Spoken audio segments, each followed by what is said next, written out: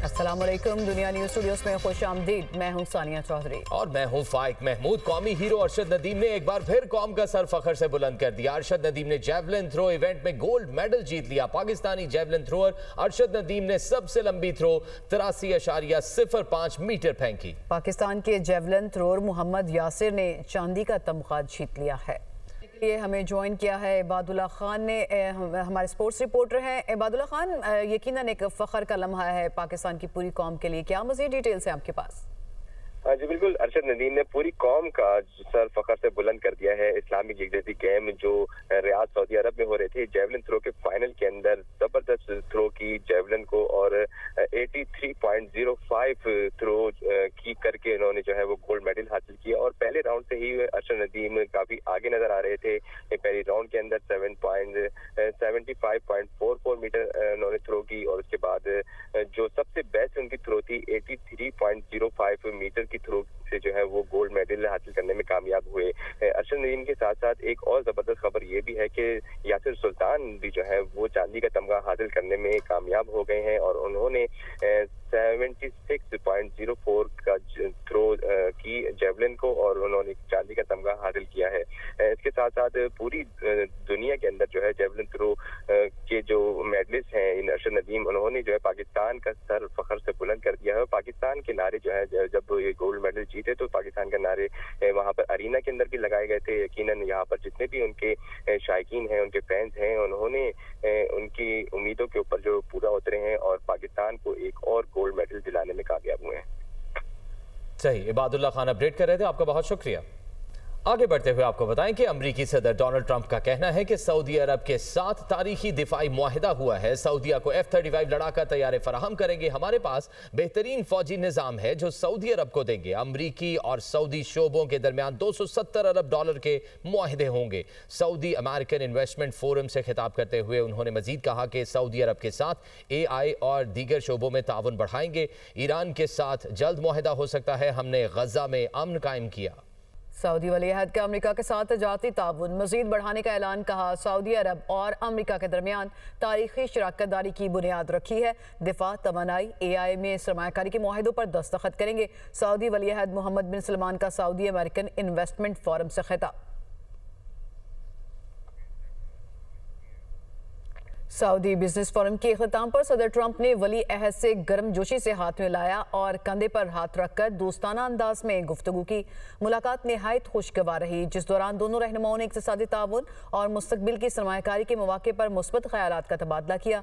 सिफारती हल्कों के मुताबिक ट्रंप और वली अहद के इस दोस्ताना लम्हे को अमरीका और सऊदी अरब के ताल्लुकात में नई गर्मजोशी की अलामत करार दिया जा रहा है। फोरम के शुरका का कहना है कि रहनुमाओं के दरमियान ऐसा गैर रस्मी तबादला खित्ते में मुआशी इश्तराक को मजीद मजबूत बनाने में मददगार साबित होगा।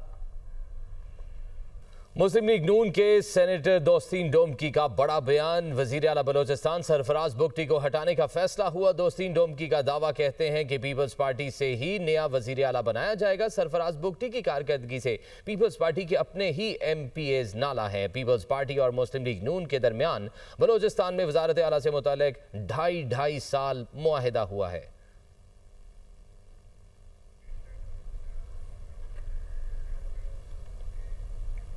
सीनियर वजीर बलोचिस्तान सादिक इमरानी ने वज़ीर आला की तब्दीली की खबरों को बेबुनियाद करार दे दिया। कहा, वज़ीर आला बलोचिस्तान की तब्दीली से मुतालिक खबरों में सदाकत नहीं है। पीपल्स पार्टी की आदत ने सरफराज बुगटी पर एतमाद का इजहार किया। पीपल्स पार्टी रहनुमा मीर अली मदद जतक ने कहा, वज़ीर आला सरफराज बुगटी की तब्दीली का ख्वाब महज ख्वाब ही रह जाएगा। तब्दीली की बातें करने वाले सियासी पॉइंट स्कोरिंग कर रहे हैं।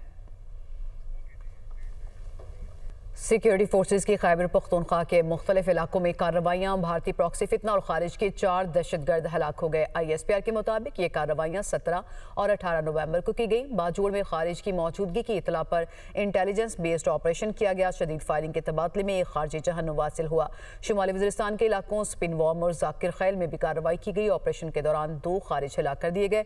डेरा इस्माइल खान में एक और कार्रवाई में एक खारजी मारा गया। वज़ीर आला पंजाब मरियम नवाज शरीफ का कहना है कि काम मेहनत से होता है, जादू टोने से नहीं। नून लीग हुकूमत को हटाया जाता है तो मुल्क तनज़्ज़ुली की तरफ चला जाता है। नून लीग के सिवा पंजाब में किसी ने एक ईंट नहीं लगाई। उन्होंने रावलपिंडी में इलेक्ट्रिक बसों के मंसूबे का इफ्तिताह कर दिया। देखिए ये रिपोर्ट। खित्ता पोठोहार में इलेक्ट्रो बस फेज 2 का आगाज। वज़ीर-ए-आला पंजाब मरियम नवाज ने रावलपिंडी के पहले और सबसे बड़े इलेक्ट्रिक ट्रांसपोर्ट मंसूबे के फेज 2 का आगाज कर दिया। तकरीब से खिताब में कहा, कुछ लोगों ने कई साल जाया किए, काम नहीं किया। 1.5 साल में तरक्याती कामों की मिसाल नहीं मिलती। कई लोग होते सियासत में, उन्होंने कई साल जाया किए, आज उनका नाम लो तो लोगों के दिलों में क्या आता है? डंडा, मार, कुटाई, फसाद, फितना, झगड़ा, गाली गलोच। वज़ीर-ए-आला मरियम नवाज ने कहा, नवाज शरीफ की हुकूमत आती है तो मुल्क तरक्की करने लगता है। कोई ऐसा शहर नहीं जिसमें सड़कों का जाल ना बिछा हो। पंजाब में 1000 सड़कें बनने जा रही हैं। 10 माह की कलील मुद्दत में 1 लाख घर बनने जा रहे हैं। नून लीग आती है, नवाज शरीफ की हुकूमत आती है तो मुल्क तरक्की करने लगता है। नवाज शरीफ को जब हटाया जाता है तो मुस्लिम लीग नून को जब हटाया जाता है तो मुल्क तनज़्ज़ुली की तरफ जाने लगता है। मुस्लिम लीग नून जब भी इक़्तिदार में आती है मुल्क तरक्की करना शुरू करता है। इलेक्ट्रिक बसों के मंसूबे के इफ्ताह के मौके पर वज़ीर-ए-आला मरियम नवाज का शानदार इस्तकबाल किया गया। पिंडाल वज़ीर-ए-आला मरियम नवाज तेरे चाहने वाले, पिंडी वाले के नारों से गूंज उठा। वज़ीर-ए-आला पंजाब मरियम नवाज ने बटन दबाकर इलेक्ट्रो बस का अलामती इफ्तिताह किया। रावलपिंडी डिवीजन में इलेक्ट्रिक बसों की तादाद 145 तक बढ़ाने का ऐलान। जिला जेहलम, चकवाल और अटक के अवाम को 15-15 इलेक्ट्रो बसों का तोहफा मिलेगा। रावलपिंडी डिवीजन की अवाम माहौल दोस्त, एयर कंडीशन, CCTV कैमरों से लैस शानदार और आरामदेह इलेक्ट्रो बस में सफर करेंगे। रावलपिंडी शहर में इलेक्ट्रो बस का रूट रेलवे स्टेशन से हमराही बस टर्मिनल और दूसरा रूट फवारा चौक से कोराल चौक तक होगा। इलेक्ट्रो बस रावलपिंडी का तीसरा रूट सदर स्टेशन से मुनव्वर कॉलोनी और चौथा रूट मरीर चौक से मोटरवे चौक तक तवील होगा। बर्दाश्त और रवादारी के हवाले से तकरीब का इनेकाद खुशाइंद है। इस्लामाबाद में तकरीब से खिताब करते हुए वज़ीर-ए-आज़म शहबाज शरीफ ने कहा कि नबी करीम सल्लल्लाहु अलैहि वसल्लम बर्दाश्त और रवादारी का मुकम्मल पैकर थे। नबी करीम सल्लल्लाहु अलैहि वसल्लम की तालीमात अमन और भाईचारे पर मबनी है। नबी अकरम सल्लल्लाहु अलैहि वसल्लम का अस्वे हसना हम सब के लिए माशअल राह है। जब दुश्मनान इस्लाम ने नबी करीम और उनके काफिले का रास्ता रोका कि आप इस साल हज नहीं करेंगे और वापस जाएंगे, तो नबी करीम सल्लल्लाहु अलैहि वसल्लम के जो सहाबी थे उनके वो तैश में आए।